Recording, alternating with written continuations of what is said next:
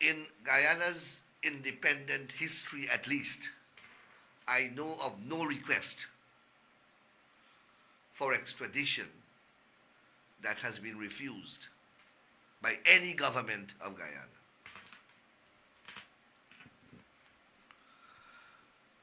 As I said, we have a long history of cooperating with the US on these matters. And the relationship is one based upon mutuality and reciprocity. In other words, the US also has a long history in cooperating with Guyana on matters of mutual criminal assistance and extradition. So it is a relationship that has evolved and has matured and is quite harmonious and diligent and efficient and has so developed over the years. Guyana has made it very clear that it is ready, willing, and the most able to diligently discharge its legal duties and obligations under the current extradition framework that exists with the United States of America in relation to this matter. And we remain committed to that course. At this point in time, we are awaiting the request. Once the request is received, then the requisite legal process will unfold in accordance with the procedure set out in the law. Viewers and subscribers, welcome to Guyana Best. Team Mohamed put out a statement saying that if he go down, he's not going down alone. He's bringing down all those corrupt individuals. And he also put out a photograph of a board saying that he is going to sing to the FBI. He's going to tell them everything about the bad deals that took place. He's also starting exposing Anil Nandlall, the Attorney General, saying the Attorney General is a big-time money launderer. We are going to play a video. Before we start, if you're new to Guyana Best, please press the subscribe button. Give this video a thumbs up. Leave a comment in the comment section. You can also become a member with joining the Team Guyana. Right now, Team Mohamed is not holding back. He's exposing the PPP administration. Like I stated, he's claiming the Attorney General is a defaulter, he laundering money in casinos. People saying sleeping casino is the Attorney General own. Everything coming full circle. And Team Mohamed saying he's going to tell the FBI he's not going down alone. But what people is saying, if Team Mohamed starts sinking other people, that means he's confessing to everything. So you need to be very careful. Check out the Attorney General video responding to Team Mohamed. This is Guyana Best. Like, subscribe, and share.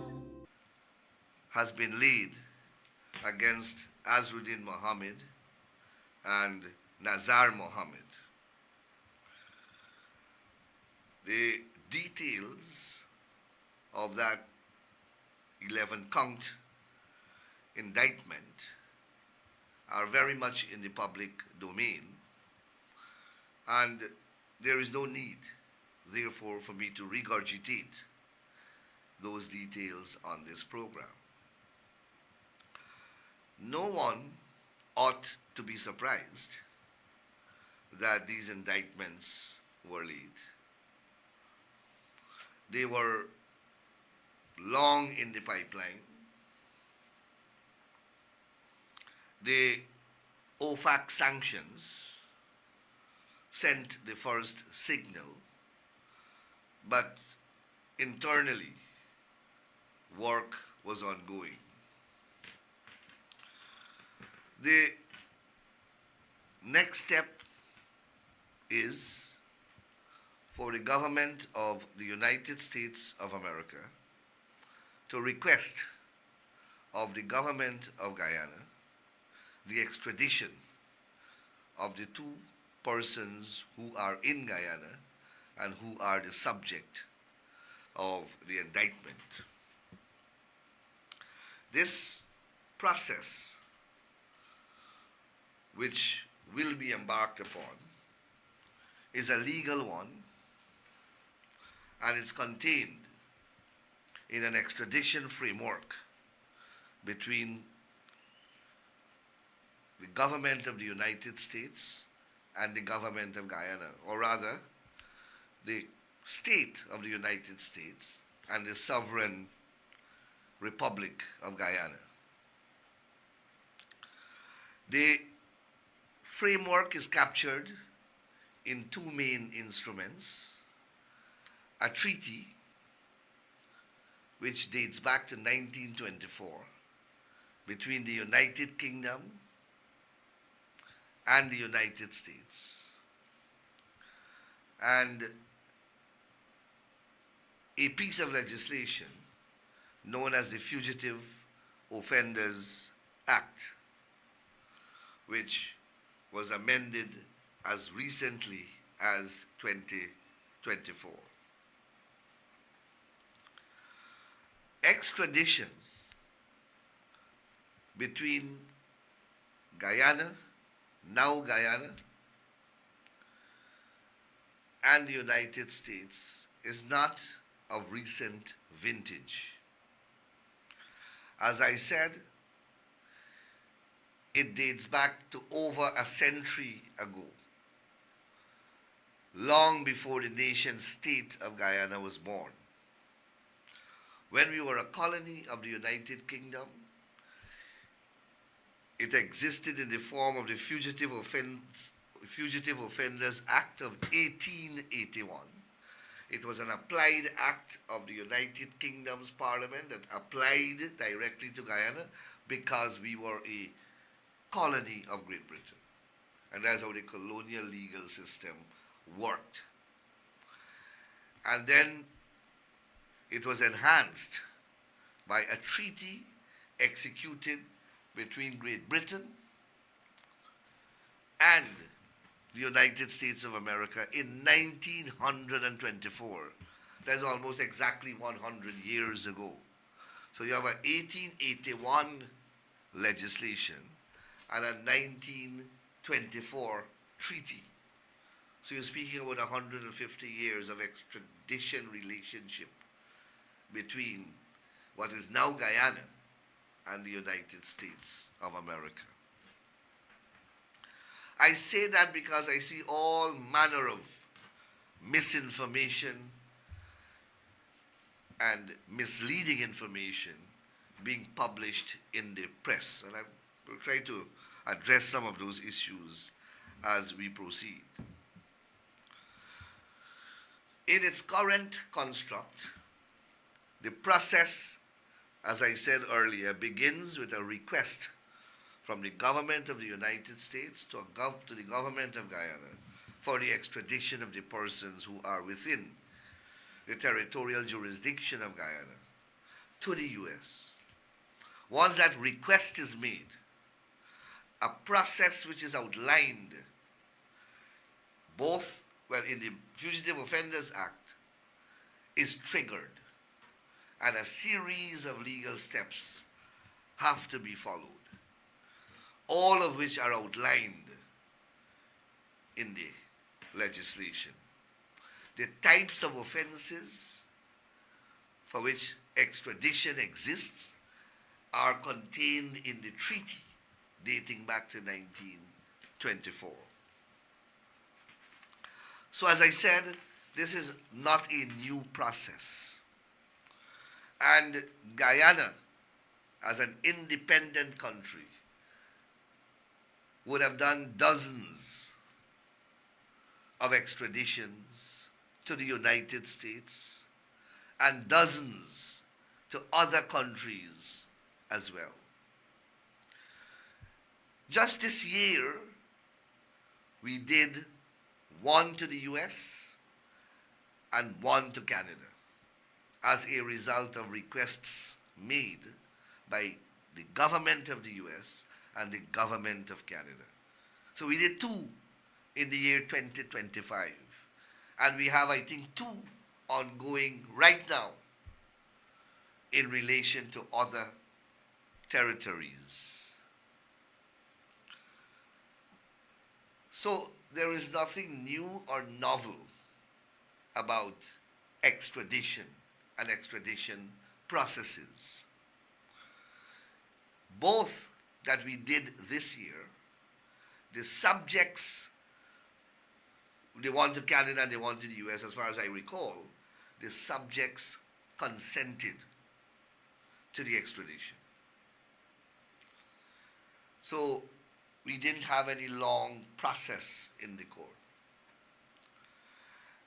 And these were not high-profile persons, so the public would not have been aware. There was no publicity of these extradition requests and consequent processes that ensued, which resulted in the successful extradition of the subject persons to the requesting states, in this case Canada. Viewers and subscribers, this is Guyana Best. Please press the subscribe button, give this video a thumbs up, leave a comment in the comment section. You can also become a member, join this team, be a part of the channel Team Guyana. Right now the government is serious with Team Mohamed. They are actually just waiting for the request to extradite Team Mohamed. We don't know if there's going to be a battle when it comes to collect Mohamed. Viewers, this is going to be a serious situation. The two cases I'm referring to, Canada and the US.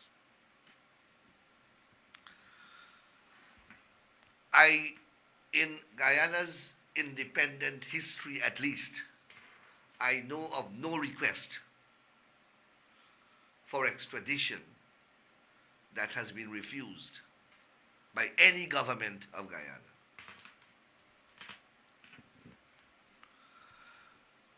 As I said, we have a long history of cooperating with the US on these matters.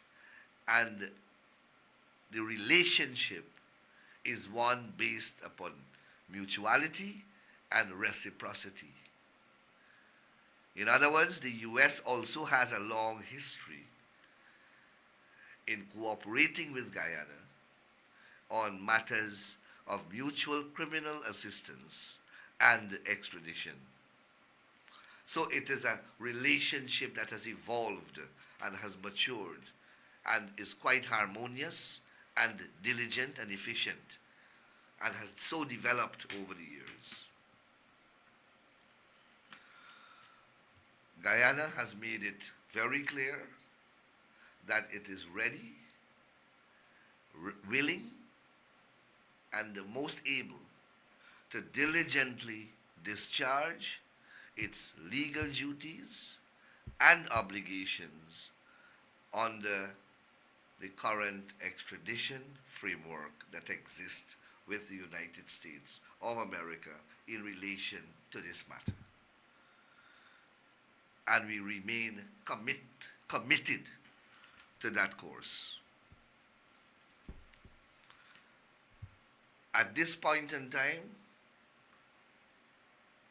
we are awaiting the request. Once the request is received, then the requisite legal process will unfold in accordance with the procedure set out in the law. Against that backdrop, and in those circumstances,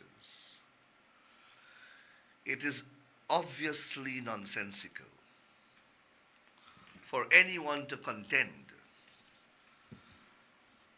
that these processes or this process is being motivated by some political agenda, is inspired by some political incentive, or is in any manner whatsoever tainted by politics or some other irrelevant consideration.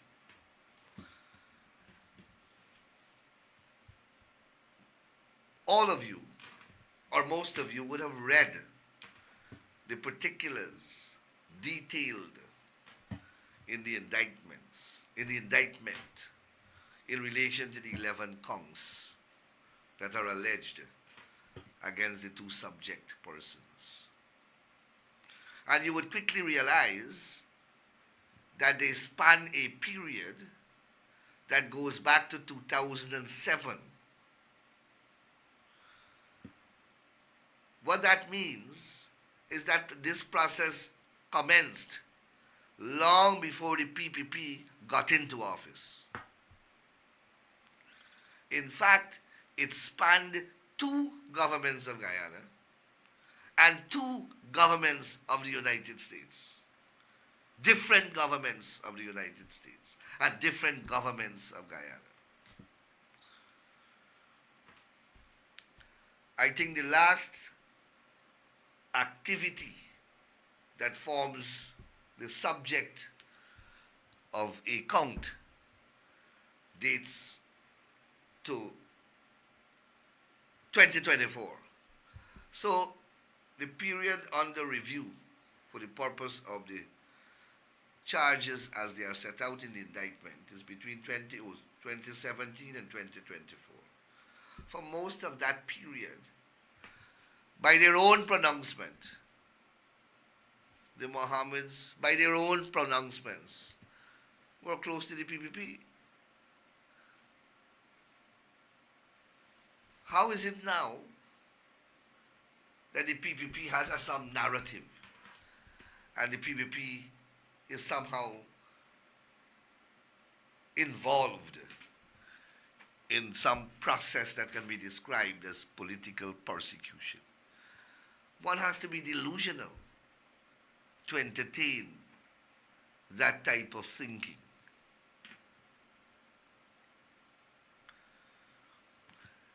To conceive that the PPP has the ability to influence the mighty Department of Justice of the United States of America and the accompanying law enforcement agencies of the US to carry out political agendas of the PPP, to think that the PPP is able to persuade those mighty organizations to carry out its political agenda, that must be the product of a special mind. Who else would conceive something that is so... This is Guyana Best, your favorite YouTube channel. Like I stated, press the subscribe button so you will get the latest in Guyanese news. Give this video a thumbs up. Leave a comment in the comment section. Tell the country what you feel is going to be the outcome with Team Mohamed. Would he be around? Would Team Mohamed be in Guyana for the Christmas?